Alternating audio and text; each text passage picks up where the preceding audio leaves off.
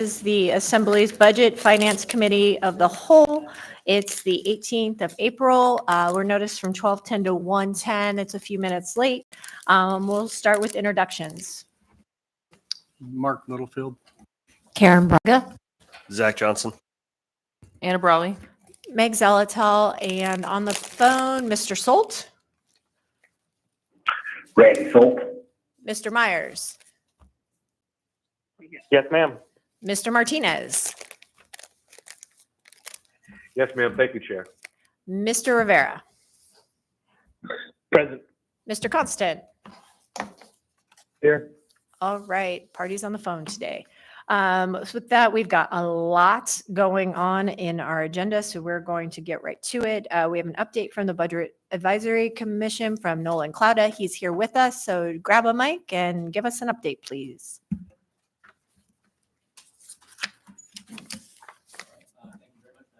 Oh, make sure it's green. Push the button until it's green. There you go. There you go. Okay, thank you very much, Madam Chair. For the record, Nolan Clouda, and I chair the Municipality of Anchorage Budget Advisory Commission. So we had our regular meeting on April 11th, one week ago today, achieved quorum, went through our usual updates from Anchorage School District, from the Assembly, and from OMB. The kind of main thrust of our, the main event from our meeting was a presentation by Mike Edgington, who's with the Girdwood Board of Supervisors, but he was speaking to us in kind of his own capacity, and he wanted to bring to our attention. We had talked ahead of time and agreed to talk to the Budget Advisory Commission about the disposition of bed tax revenues related to short-term rentals. So, which is something that was a topic that immediately intrigued all of our commission when we first explored whether we should dig into it. So we devoted the meeting to that discussion, and Treasurer Mr. Cipriano also joined in as well with his knowledge of the code around it. And so Mike's presentation went into the rising amount of revenue that is coming from bed tax that's coming from short-term rentals. That it's as of 2023, it's about 15% of the 45 million that come in room tax, and it's somewhere in the ballpark of just under $7 million from that source, and also that in 2024, some of the restrictions on room tax revenues expired that were related to the payoff of the bonds for the Civic Center. So there's more flexibility with the use of those funds. And Mr. Edgington's proposal and idea was to use some of that money in order to mitigate some of the challenges that are caused by short-term rentals, some of the factors around increasing housing costs. And that could be done. We didn't go into what the exact uses could be, but the concept of that. So his suggestion, his idea was that we could require, I believe, an assembly ordinance to be passed that would require the platforms like Airbnb and VRBO to provide certain data, ideally, revenue, room nights, et cetera, broken out by zip code. And then that would provide a bunch of data about which areas have the highest concentrations of short-term rentals, and would achieve a lot of information about that. And then eventually that there could be an information collection phase before figuring out what to do with the funding. So the commission agreed that this is something we want to workshop and discuss as a group, and see if we can develop more of a fleshed out recommendation that we could bring to the attention of the Assembly.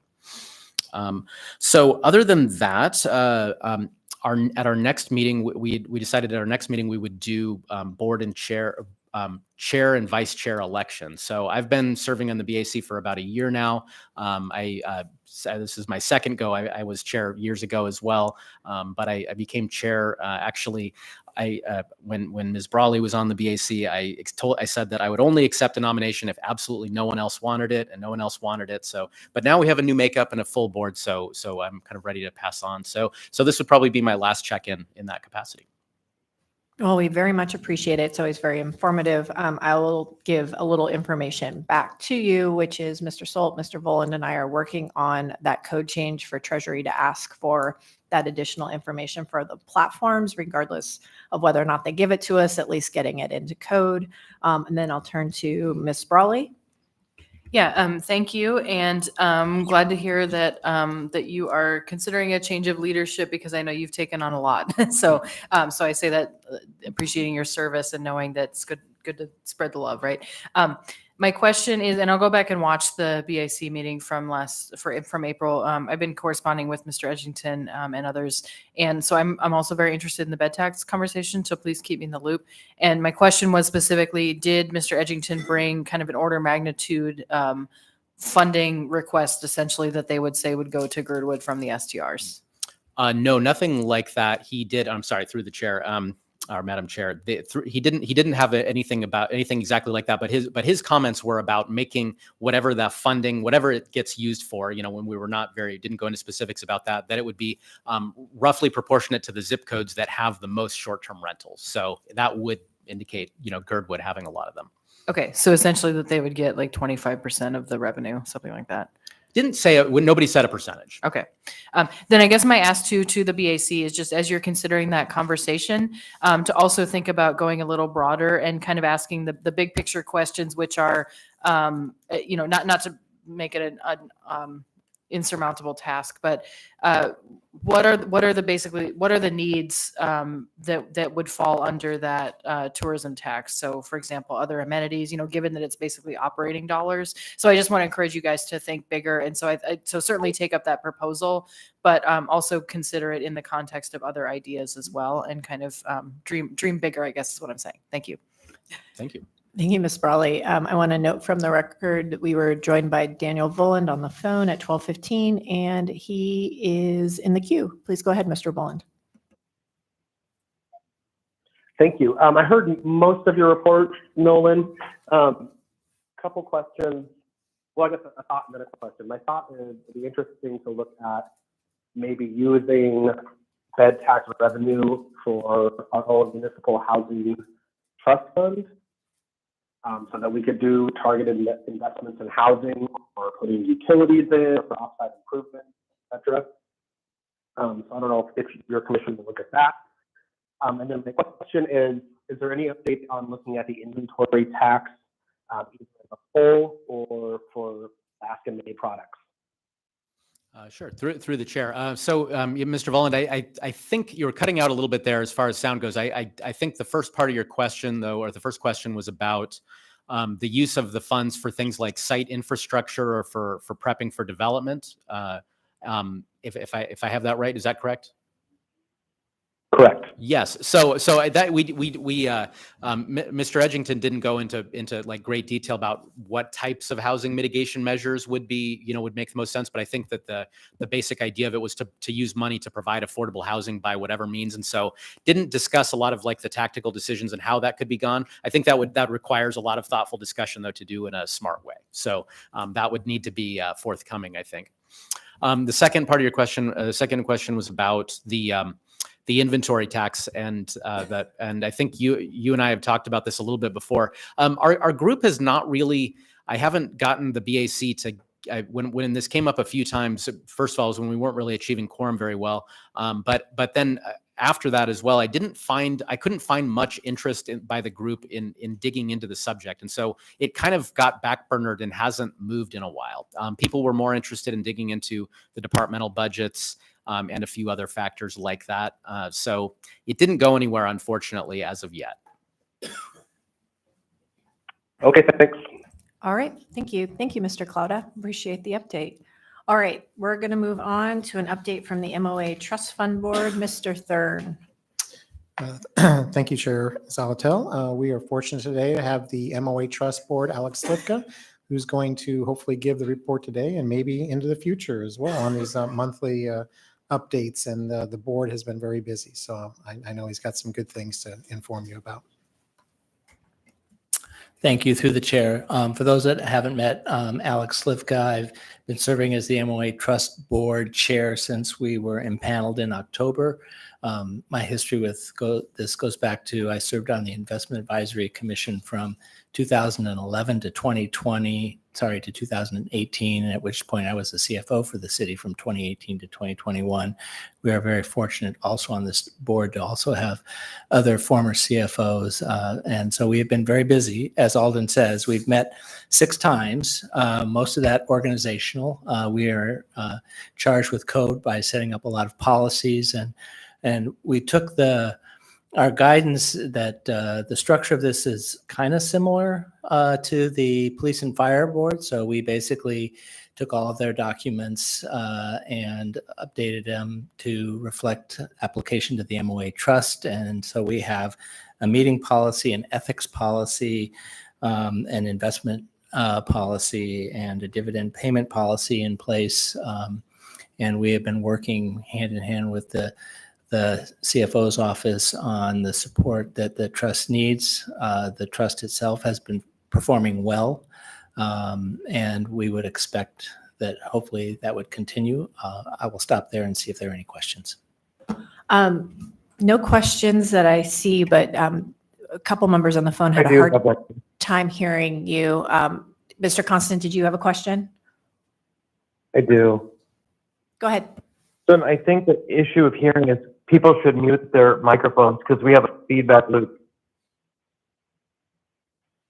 So yeah, that's probably better. Oh, no. Anyhow, the question I have, we have an appropriation item on the agenda, which is to fund substantial money, I think it's a couple $1 million for the activities of the trust, and I think it's, or the trust board, I think it's through some traditional contracts we've had. So the first question is it just standard as we've done every year? And then I just wanted to note that I've asked our financial team on the branch to just monitor expenditures under the trust board, because what we definitely don't want to do is to begin to spend the revenues that are generated by the trust in the tune of millions of dollars for management. So I'd love some conversation about the fiscal approach to the board. Certainly, through the chair. So the item that's going to be before you next week, it reflects the standard ongoing fees that this trust has been paying for many years. The vast majority of those are for the management of the funds.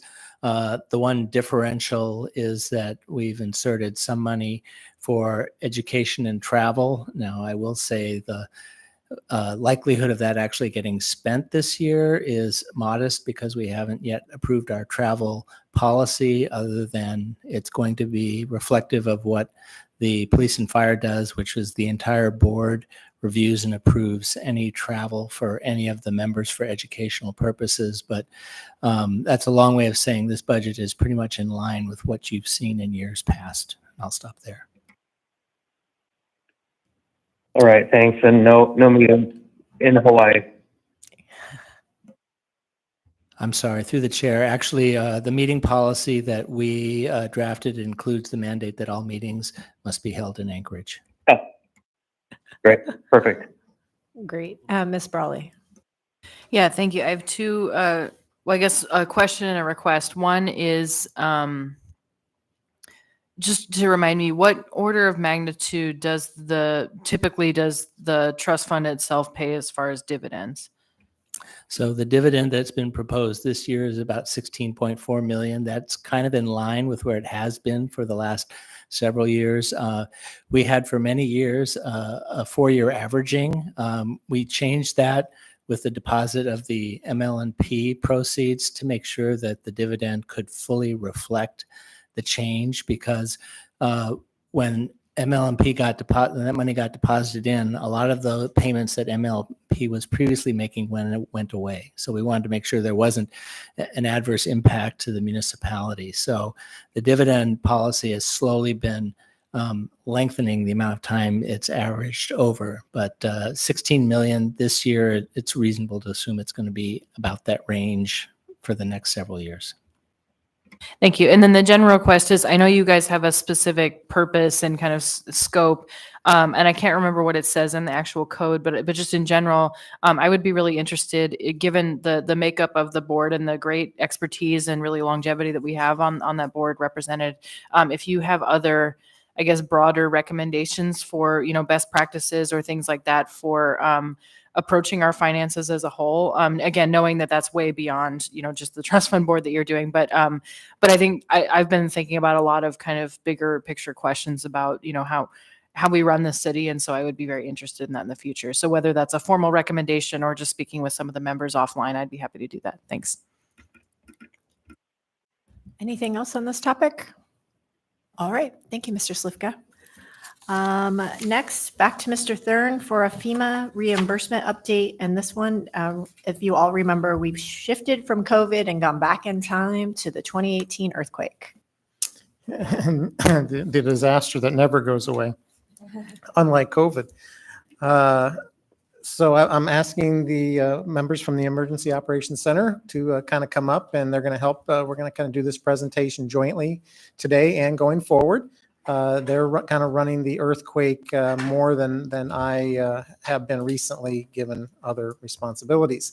However, I did put the top page of this, which is just very briefly. This is basically the reimbursement that we've gotten for earthquake since the dawn of time and through today. So I think it's just important for you all to see what money we got. I know the projects don't mean anything. We can always go back and tell you what they were. But it's just just a long document that kind of shows you what we got. And many of the projects on here are Mr. Littlefield's. So if you have any questions about how you got funding for public works things, he will be more than happy to give you an extensive thing. But I will tell you, he got 100% of everything that he was owed, no matter what it took. So appreciate his efforts to be able to do that. But I think it's just a good recap to show what earthquake money, where it came from, and how much we've gotten back to date. And we will continue as money comes in, which kind of leads to the next 3 slides, which I will, like I said, defer to. But these are some ones, and if there's additional things you want, this was a first stab at it. I think it's really good at giving you a summary of what's outstanding with earthquake, maybe where some of those projects are, what the challenges are. But if you have changes or questions, we can certainly do that. But I'll defer to Amanda and Carrie, and they can kind of go through these last couple of pages here just to kind of give you an overview of what we're currently dealing with regards to the different earthquake projects. Thanks, Alden. My name is Amanda Loach. I'm the director of the Office of Emergency Management. I just wanted to start by managing expectations. I know that we responded to COVID very quickly and recovered very quickly. That is a standout in the nation for us to be able to recover that quickly. And that goes forward to a lot of dedicated work from the responders of making sure that they were documenting things properly. And to that end, as far as a disaster like an earthquake, the average disaster takes 3 to 5 years to recover from. And certainly I've been involved in disasters that take decades to recover from. So I do want to manage that expectation as far as recovering from a disaster. Just up front, that if we are 5 years out from a major earthquake, you can expect everything to be done. And a lot occurred in the last 5 years. So I'd like to introduce my recovery coordinator. She is working all of the open disasters, several different funding sources from different agencies. And she'll give you a quick brief just to supplement the documentation provided. For the record, my name is Carrie Wiedeker. I'm the Disaster Recovery Coordinator for the Office of Emergency Management. Before you have my summary that I put together, there is one typo where I changed the number to 6, but I forgot to change the word to the number to 6. Apologies for that. One of the first things that's kind of unusual about this disaster is that the municipality decided to apply as 10 separate applicants. There were definitely some lessons learned in that whole process.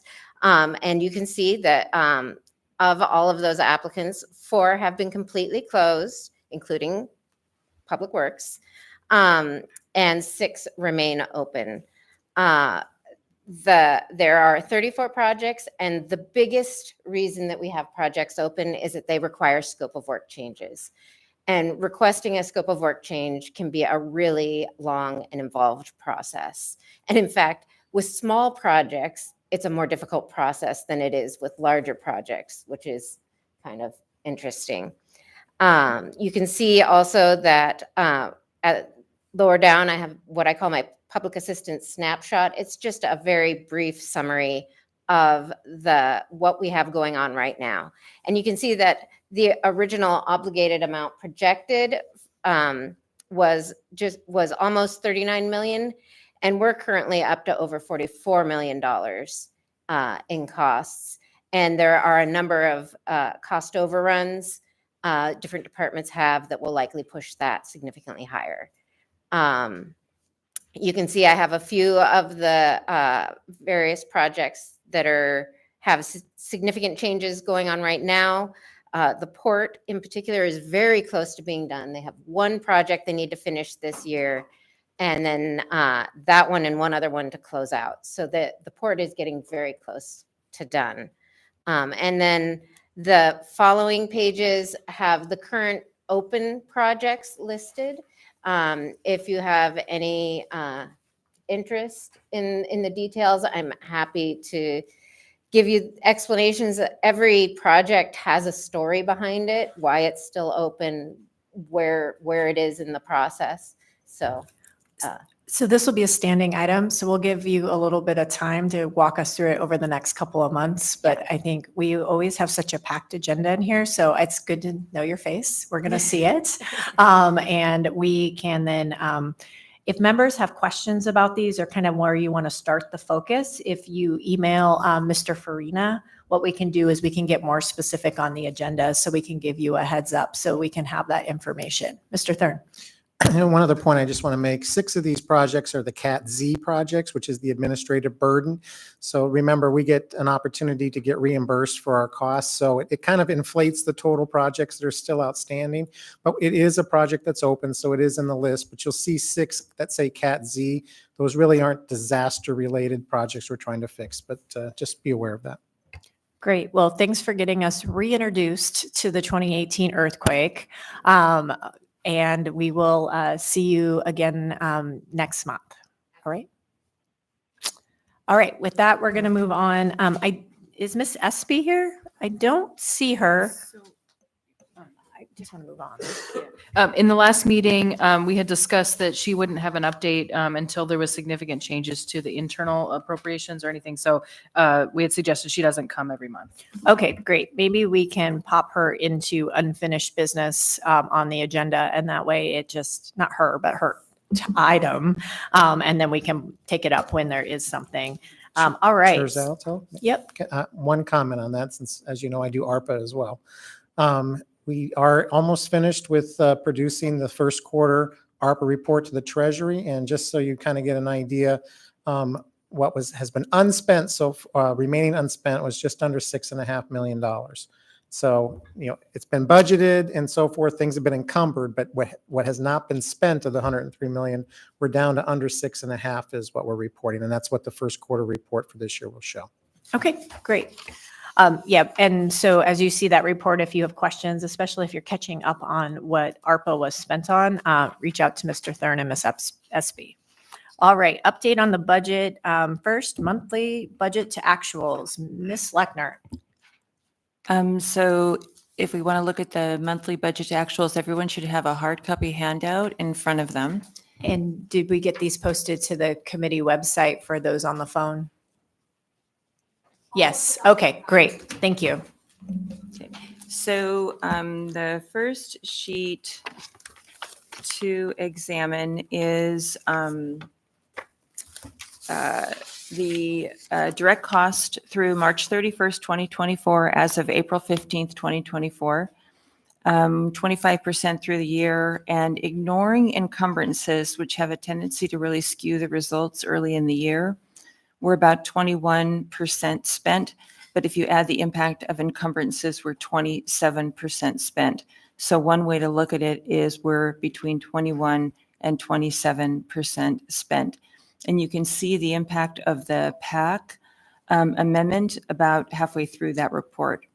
If we turn the page, we get a little bit better information because we can split out labor versus non-labor. And so we get a little bit more clarity. on page 2. Labor is 27% posted through fiscal year on this report, whereas non-labor is 25% posted through the fiscal year. And you can see that at first glance, labor looks fine because we've spent 24% of our 2024 budget.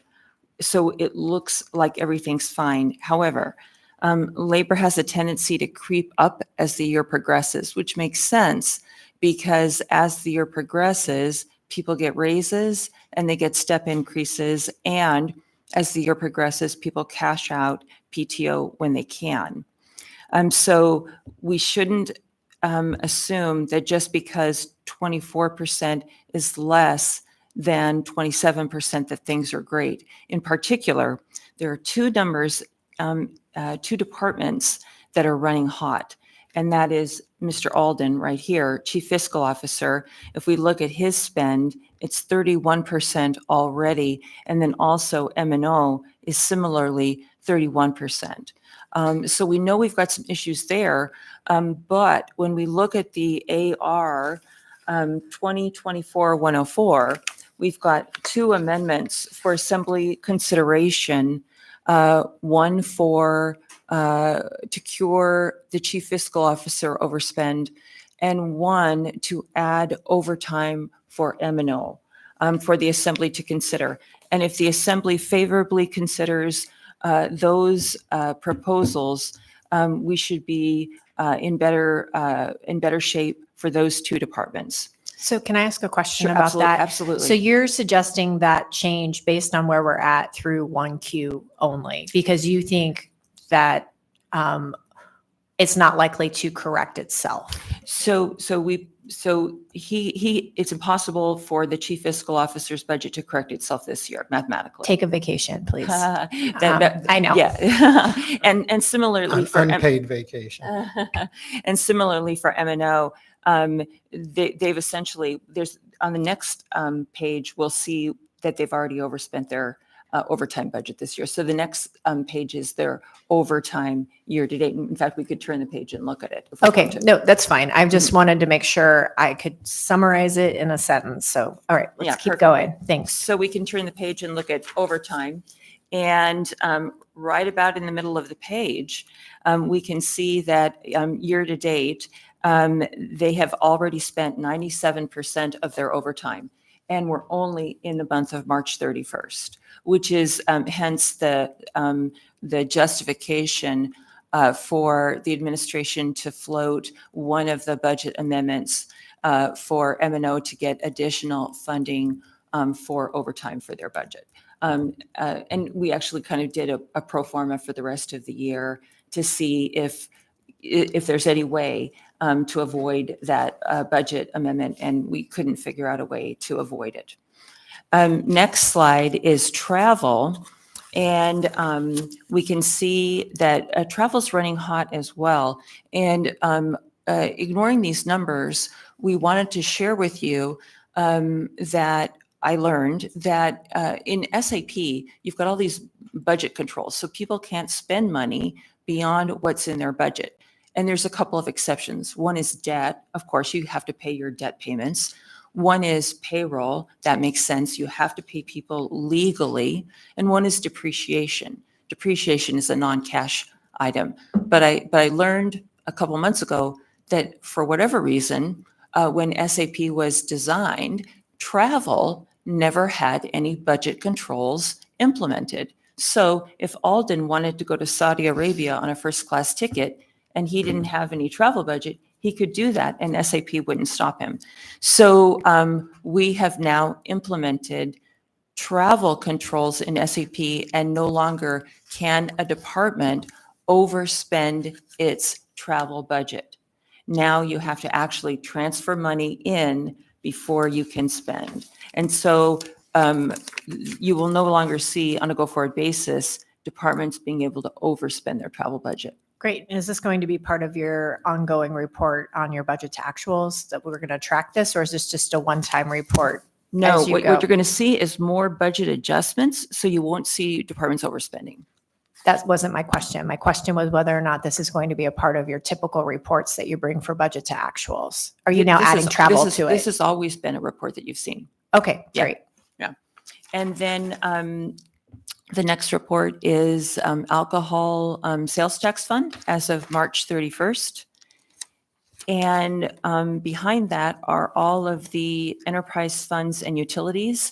And what is challenging with the enterprise funds and utilities is that because SAP is not yet recording depreciation, investment income, and many, many, many other items, the budget to actual information is of very much limited information.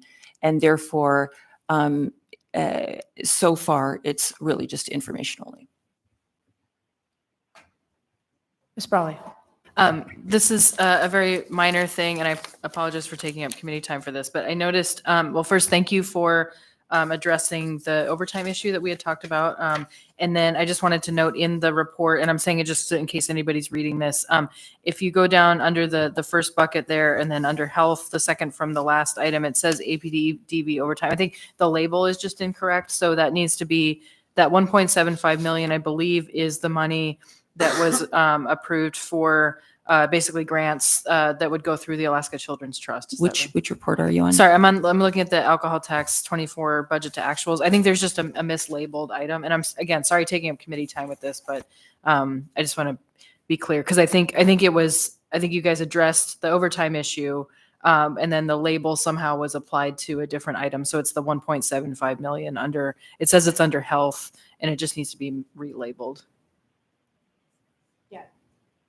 Says APD DV overtime. Yeah. It says that line says APD DV overtime And health. what is the correction? It should be a Alaska Children's Trust grant.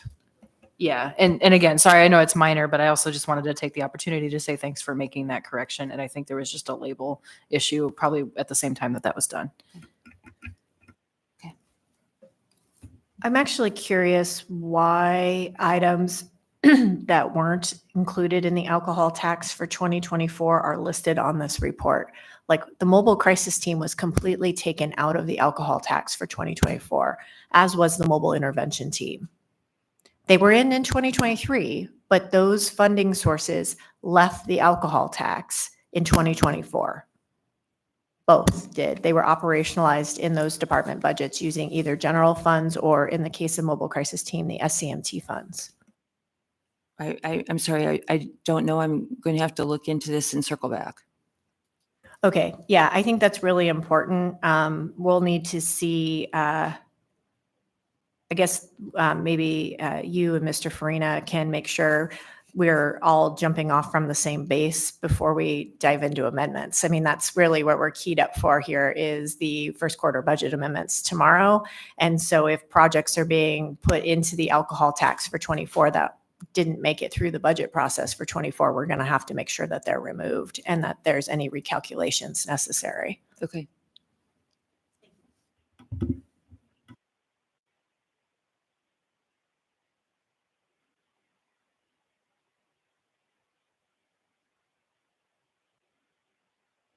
All right. Did you want to run through anything on any of the utilities or were you just giving us the reports? We went through them kind of last week anyway, but. I think the reports for the utilities, because they're missing so much year-to-date actual information and there's so many zeros, I wouldn't even offer any observations about their year-to-date actuals. Okay, we'll look forward to more later. All right, and so we already covered the alcohol tax within those. So let's turn our attention to the MOI financial status and the monthly revenue report from Treasury. Hi, Mr. Cipriano and Mr. Thurn, whoever would like to lead us through this. Would you like me to go ahead? Yes. Okay. Thank you, Madam Chair. You have two reports in front of you, and this was by request of Member Brawley, which we're happy to do. The first one I turn your attention to is overall 2022 year-to-date revenue realization. What we did is revisit this report. It hasn't changed since you've seen it last. I believe that was 2 meetings ago. But if you look Mr. on- Cipriano, that Yes. was 2023, not 2022. Oh, 2023, I'm sorry, I misspoke. So if you'll go to page 3, I'll show you the only entry that has changed. You'll see on the top of the report, room tax quarterly reported revenue. We are now pretty firm on a year-end result of 43.1 million for all of 2023. You'll note under the baseline information for projection, in SAP right now, all processed is 36.7 million. And checking with the controller's office recently, they have another 5.5 million they're going to put into SAP very shortly. And we think there's almost 1 million when we go through our reconciliations in Treasury to be added to that. So your total looks like it's going to be 43.1 million for all of 2023, and that's versus 2022 at 41.1 million. Okay, so that was the only change to this report that you've seen 2 meetings ago. Okay, if there's no questions, we can look at the report for 2024 year to date. This was a request again by the co-chair. We're happy to do this. We usually don't start till about June or July because then you have significant data to forecast trends. And I did notice there was an AM that suggests, I think it was done in 2010, that says our reporting should begin for the month of June. But if we want to take a look at that, the data is scant, as I cautioned, but let's take a look at 24 revenue streams year to date. If you join me on page 4, we have some significant entries. It begins with tobacco tax on the top of the page.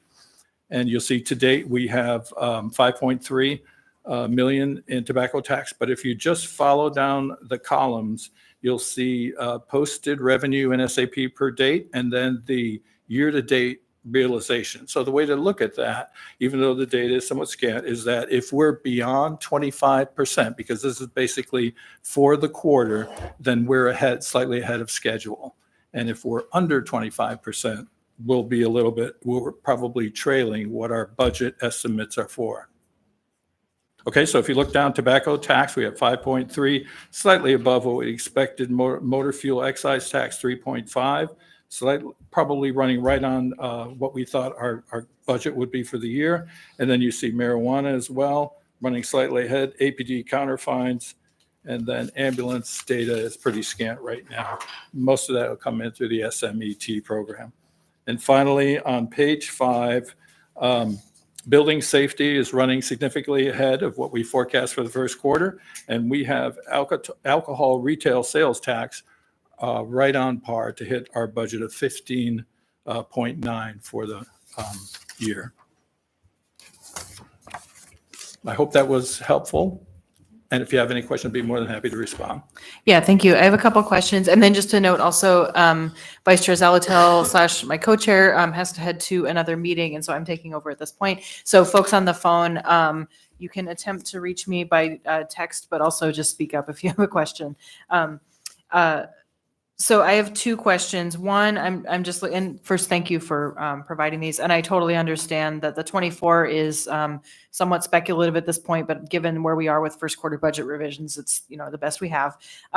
On the alcohol retail sales tax, I saw a discrepancy on the 23 actuals report, and maybe it just hasn't been updated yet. It says that the 23 year-to-date posted in SAP was 14.5, but then on the 24 report, it says 23 actual was 15.1. So I just want to make sure that we're working with the right number. And I believe 15.1 is the correct number. I believe you are correct that total has not been updated since 2023. We're essentially still more than $1 million under our original budget for 23, but not 14.5. Correct. And then the other question, I'm just looking through, and this is maybe more if you could speculate a little bit if you're comfortable with that. I noticed several of the revenues, I think tobacco tax was maybe a little bit down, and I know you just spoke to this to some extent. Tobacco tax, just seeing what basically just seeing that we were in marijuana tax as well. We're wondering if we've hit maybe a ceiling on those things, alcohol tax being lower than it was last year. And, I have speculation about why that is, but just wondering if you guys have concern about those continued downward trajectory, or if we should just assume that maybe this is the new normal. Yeah, we have spent some time in our first quarter budget revisions, and the conclusions, I think we touched on them last week, is that overall, we see a very flat economy for 2024 for the greater Anchorage area. And that would be, the exceptions would be room tax, and we believe we'll see other kind of visitor-related revenues, expand. But marijuana, let's look at that specifically. We compared our marijuana revenue trends to the northwest of the country, like Washington, Montana, Northern California, and they all seem to be peaking. It seems like most of them are plateauing, and Anchorage looks very similar and in form to what we've seen in the Northwest. So we would say we think 6 million is going to be about your ceiling for marijuana revenues going forward. Now, that could be a market saturation thing. The thing that would prove that out to us is if we see some of these businesses starting to consolidate, or if we see margins kind of narrowing. We can't look at tax returns, of course, but my suspicion is it's a very competitive market. So in marijuana, I would say we've seen the peak, that we're pretty confident. And so we would expect under 6 million going forward. And alcohol is a little bit of a mystery. We compare the Anchorage results to what we're seeing out of the state taxation results, which they publish as well, and they are extremely flat. In the last 5 years, you haven't seen more than like 1.5 or 2% move in the total revenues collected. But Anchorage seems to be different. Anchorage seems to have peaks and valleys, and I don't think we have a reasonable explanation for why you see the revenue as is, but what we're saying is maybe this fits in with a generally flat economy for 2024. Yeah, thanks for that insight. Other members have questions? And again, anyone on the phone, please feel free to speak up directly if you have a question. Go ahead, Member Branca. I don't know if this is the right forum, but they were talking about Mike Edgerton saying that we'd reached a point, maybe that part of our room tax was not going to Egan Center and Denina, or did I misunderstand that? Is there something changing in how the bed tax Do you want is to speak to dispersed? Yes, I defer to all. Through Go the ahead, Mr. chair, Thayer. Member Braga. I'm not an expert in this, but there have been a lot of communications here recently. There was a threshold within the bond ordinance and the bond documents that we have definitely reached. So there's no disagreement that we've had 2 consecutive years of meeting a threshold, and that has allowed us to not put money toward a specific purpose that historically we've been required to in accordance with the statute. Now, there's no disagreement that we've met that threshold.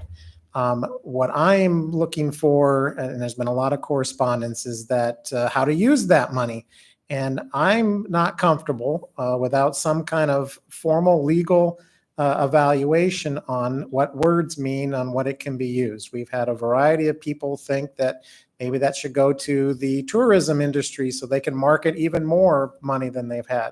We've had other people now who have now suggested, well, the language is more generic, and maybe we can use it for a variety of other things, not the general operating budget, but that is touristically related. I don't have a problem, but I want a legal determination of what the vague language means that it can be used for. But there are people who have been having conversations about the fact that there possibly could be other alternative uses of that used to be allocated money that it might be able to be used for. So they're coming forward with ideas and suggestions, of which I'm not against any of them, as long as we are legitimately in accordance with any voter language and any bond language that we have. But that is definitely something that's been getting some traction here in the last couple of weeks, and you've heard people talk about it. It does not affect anything that, from a revenue perspective, that we're talking about. This 12% is to pay the bonds and help the municipal government and so forth. So the only component with Mr. Cipriano is that the reason why we met this is because we've had such huge increases in room tax and tourism that we were never projected, never even thought of 20, 25 years ago. So they put these thresholds out there, and probably people didn't think we were ever going to meet them. Well, we've met them and have exceeded them, which has now allowed this opportunity to look at the of taking that piece. It's a piece of the overall and potentially using it for something else than it has historically. But I am uncomfortable right now on believing what it could be used for. But I think we should certainly go down that path and have a good, robust discussion of what is legal, and then people can decide what to ultimately spend that additional revenue on. And to add a second to CFO Thurn's comments, it is unclear what our bookends are in terms of what the excess funds can be used for. But what's interesting is that in the civic use agreement, it is a directive where the word shall is used, the verb shall is used. So we're actually required to take action once the threshold has been reached. And what's called the waterfall has been reached. And in fact, since we've reached it, we're required to take the actions that CFO Thurn is describing. Thank you so much for that explanation. And I'll just add from the policy perspective, I am very interested in the conversation. I mean, I've been part of the conversation. I'm interested in having that with the full body when we have an opportunity. And also, but I will say I'm not interested in having that conversation in the vacuum of just that amount of money, because there's a lot of kind of structural issues with our city finances that we need to think about. And so I don't want a situation where we say, great, there's this $11 million. Let's put it toward this one thing because somebody suggested that we should do that, right? And then we're not talking about these other larger kind of how it fits together, because we also know there's other revenue discussions that have been happening, and there's other plenty of other needs. So just to say that, I think that we should move this forward. But for anybody listening who wants to just do a cash grab, essentially, that is not the posture that I'm going to take personally. So, but not to say that I have all the ideas or that what I want personally is what we should do. So, yeah, I think that's something we should continue working through.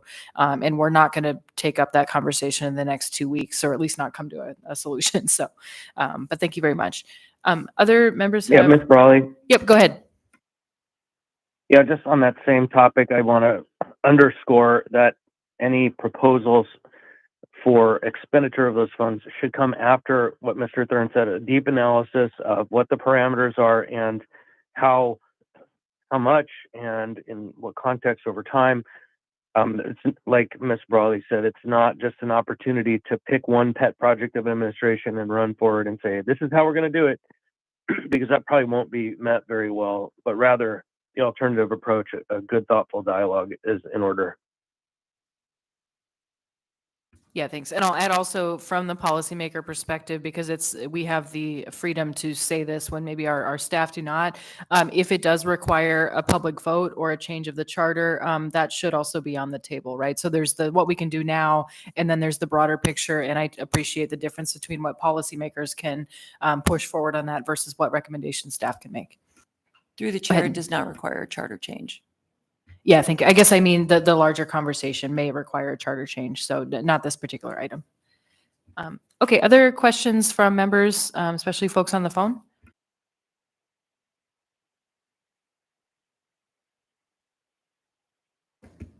Okay, I'm not hearing any in the room, so I guess we've reached the end of our usual reports. We have a few minutes left. I'll just see if there's any members of the public in the audience who would like to make comment. Okay, and I see 2 out of the 3 are staff members anyway, so yeah. Oh, okay, yeah. Oh, and I think somebody behind the podium anyway. Okay, any other items to bring up from members, either things for now or later?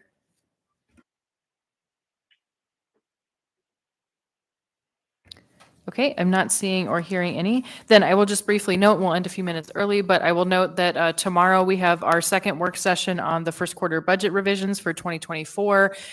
There was an email that went out from Mr. Farina, our budget analyst, with amendment template for folks to look at. As we said, we know it's a lean year in terms of available funding overall, but please do connect with Mr. Farina if you have questions or would like help putting together an amendment, and we will have further discussion about the budget tomorrow. And then also, I think we already stated, but I will state it again, we intend to hold the public hearing on the first quarter budget revisions on the 23rd, which is our next regular meeting. And so anybody who would like to testify is welcome to do so there. But we also intend to then either close or continue the public hearing and then postpone that item to the special meeting that's scheduled for April 30th. So that is actually when the vote will take place. So we have an extra week. And beyond that, we'll talk more about the budget tomorrow. And with that, I will have us adjourn. So thank you, everyone. Was there any audience participation? No. Okay, thanks. Yeah, thank you.